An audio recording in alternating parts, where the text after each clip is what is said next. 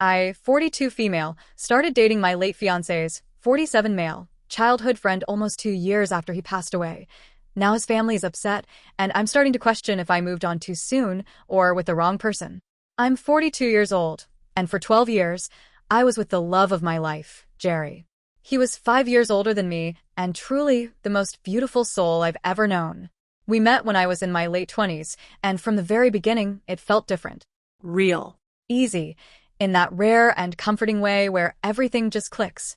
Over the years, we built a life filled with love, laughter, and eventually 2 wonderful children.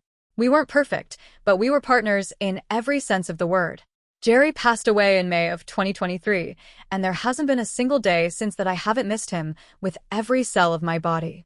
His absence is everywhere. It's in the silence after the kids fall asleep. It's in the little routines we used to share. It's in every quiet moment I used to cherish with him. Sometimes I catch myself reaching for my phone to tell him something, only to remember. The grief feels like a second skin I wear now, always present, sometimes suffocating, sometimes manageable, but never fully gone. We have 2 sons together, now 6 and 4. When Jerry passed, they were just 2 and 4, so heartbreakingly young. It devastates me to think about all the life they'll have to live without their dad, all the memories they'll never get to make with him. They will grow up hearing stories instead of building their own with him. That's the part that undoes me most. Jerry and I had a good life.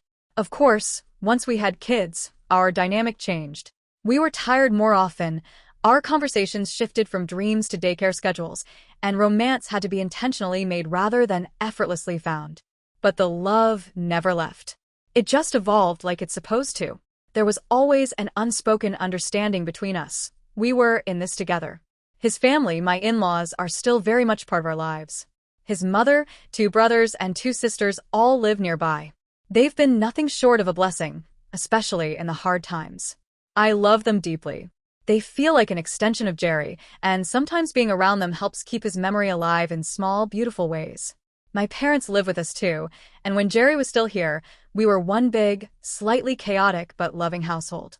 In 2021, everything changed. It was a regular day, nothing special about it. And then, suddenly, it became unforgettable in the worst way. Jerry suffered a massive stroke at home. One moment he was talking to me in the kitchen, the next he collapsed. I remember the panic, the ambulance sirens, the terrifying stillness in the ER. He was rushed into emergency brain surgery, and for about a week, he stayed in the ICU in critical condition. His right side was completely immobile, and when he regained consciousness, he was confused, scared, and changed. He stayed in the hospital for 3 months, undergoing intense rehabilitation. Those were the hardest months of our lives. Seeing someone you love go through something so traumatic, watching them struggle with simple tasks they once took for granted, it breaks you in ways you can't prepare for. But Jerry was unbelievably strong. He fought for every inch of recovery. He was determined to return to the man he once was. The stroke changed him, not just physically, but in his personality. He was still Jerry, but also not. Sometimes he was frustrated, sometimes distant. Other times, he'd flash that same old smile or crack a familiar joke, and I'd feel like I got him back for a second. It was hard, balancing gratitude for his survival with grief for the version of him I had lost. And I hate admitting it, but I struggled with accepting his new self fully. I supported him, yes, but I wish now that I had been better at embracing who he became, instead of hoping we'd get back who he used to be. 15 months after his stroke, we lost him again, this time for good. It was sudden, unexpected. He just left. No time to say goodbye.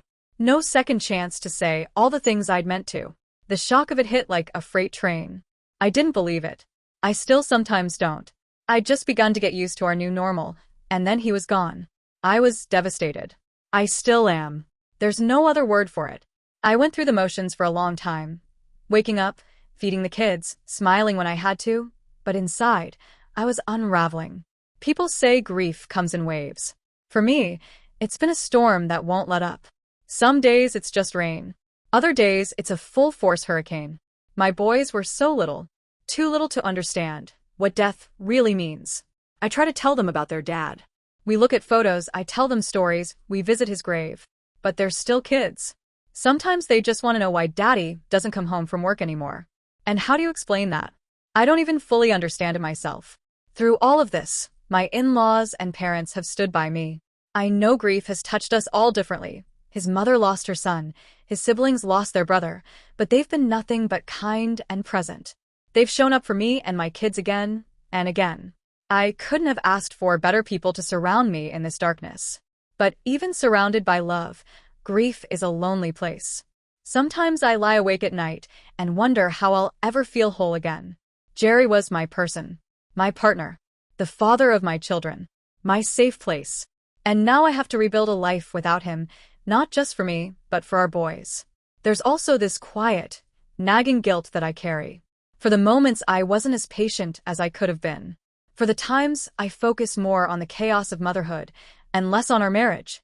For not telling him often enough how proud I was of him during his recovery. Guilt is grief's cruel companion. It lingers, second-guessing every memory. I'm trying. I really am. Some days are better than others. My kids give me purpose. Their laughter brings some light back. They are pieces of Jerry, walking around this world with his eyes, his expressions, his spirit. I hold on to that. I try to create moments of joy, of peace, of normalcy, for them and for myself. Almost 2 years after Jerry's passing, something shifted in me. It wasn't sudden or dramatic, more like a soft nudge. It happened around March of this year. I started to feel ready. Not fully healed, not over it, because I don't think I ever will be, but ready to let a little light back in. Ready to think about the possibility of companionship again. It was terrifying and confusing, and I didn't even know where to start. I hadn't been on a date in over a decade. Jerry was my whole adult life. The idea of dating again felt foreign, almost absurd. But at the same time, I realized I missed being seen, not just as a mother or a widow, but as a woman. I missed being held. I missed deep conversation at night. I missed laughing and flirting and being excited about someone. I always had this thought in the back of my mind that if I ever dated again, it might feel easier if it were with someone who had known Jerry. Someone who could understand the weight of his absence without me having to explain it all the time. Who wouldn't be intimidated by the presence he still holds in my life. Some friends encouraged me to try online dating. They even offered to help me set up a profile, but I just couldn't bring myself to do it. It all felt too impersonal, too much effort for too little return. Sorting through endless profiles of strangers who'd never known me before this chapter of my life was daunting. The men I did talk to seemed clueless about what dating a widow with young kids actually entailed. Then, something unexpected happened. Out of nowhere, Kramer, one of Jerry's childhood friends, reached out. We hadn't talked in years. He messaged me, just casual at first. Friendly. But then we kept talking. And talking. And something in our conversation started to shift. He made me laugh, which I hadn't done properly in a long time. We reminisced about old times, some of which included Jerry, and it wasn't awkward. It was comforting. We had more in common than I expected. He has 2 kids of his own, a bit older than mine, and had separated from his ex a couple of years ago. He lived in another country, which complicated things, but somehow, our connection made the distance feel irrelevant. Soon, we were texting every day, then video calling, sometimes for hours. Talking to him made me feel alive again. Not like I was betraying Jerry, but like I was slowly waking up from a long, dark sleep. It wasn't about replacing Jerry. It never will be, but about finding companionship in this new version of my life. After about a month of talking, we decided to meet.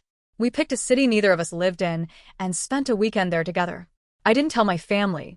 At the time, I wasn't sure how serious it was, and honestly, I wasn't ready for their opinions. Meeting Kramer in person was incredible. We had this natural chemistry that felt both exciting and safe. It wasn't just emotional, it was real. I came home feeling lighter than I had in years. We continued talking daily, and the bond just deepened. He told my brother-in-law that we'd been chatting, which caught me off guard.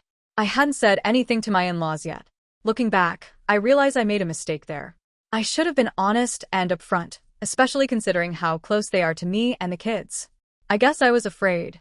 Afraid of judgment, of being seen as moving on too quickly, even though it had been almost 2 years.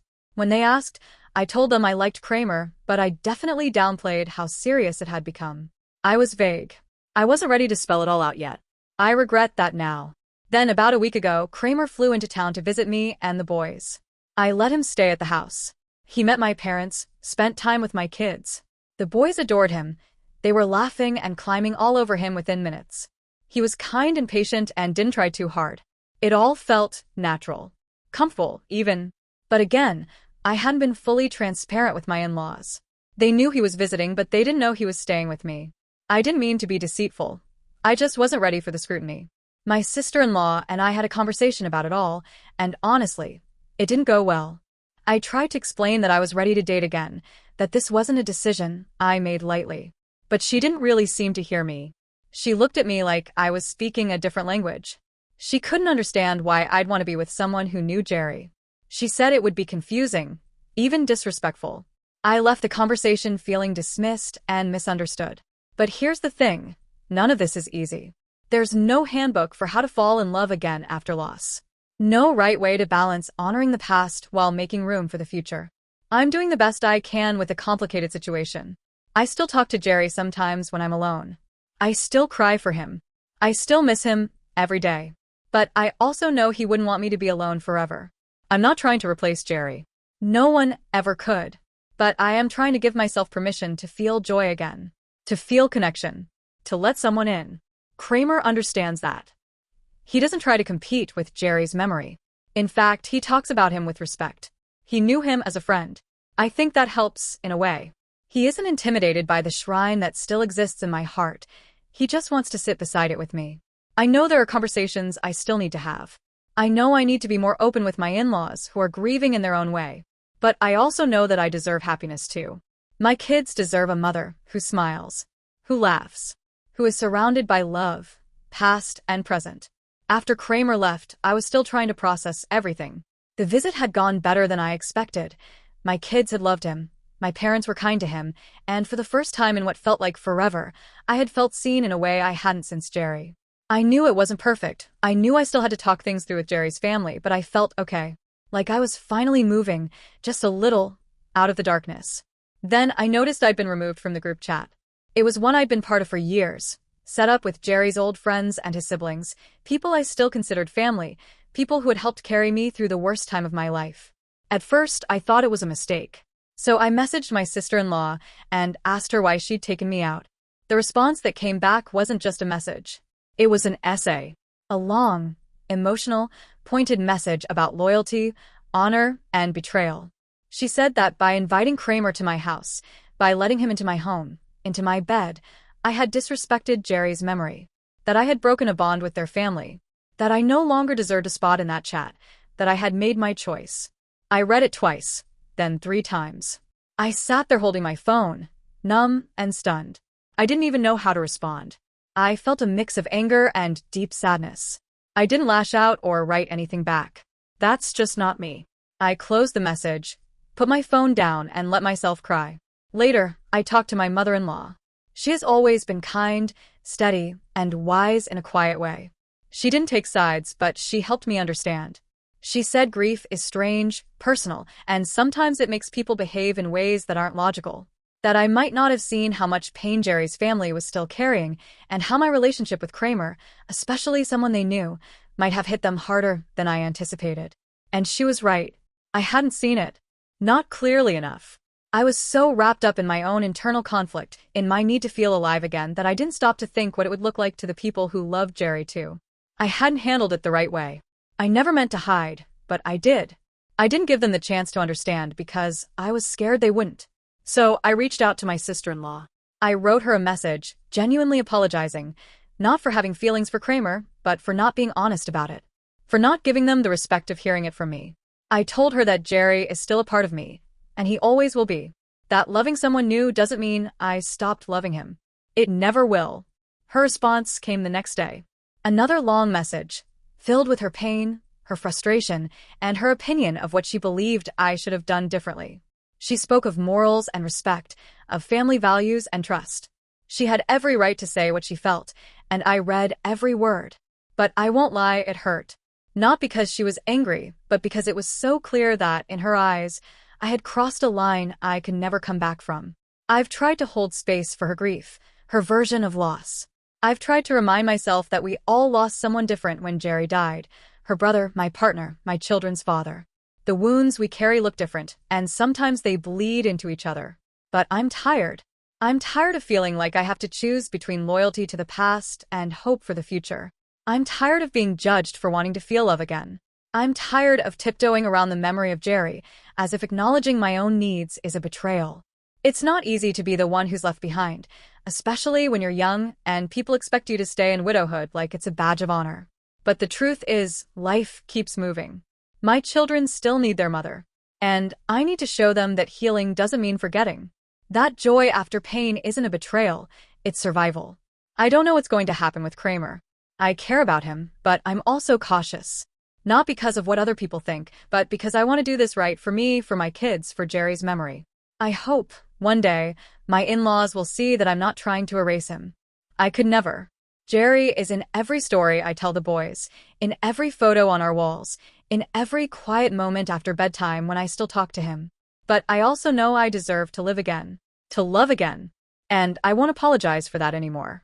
So, I'm choosing to move forward, with care, with honesty, and with love, even if not everyone understands. Thank you for listening. Hope you have a great life.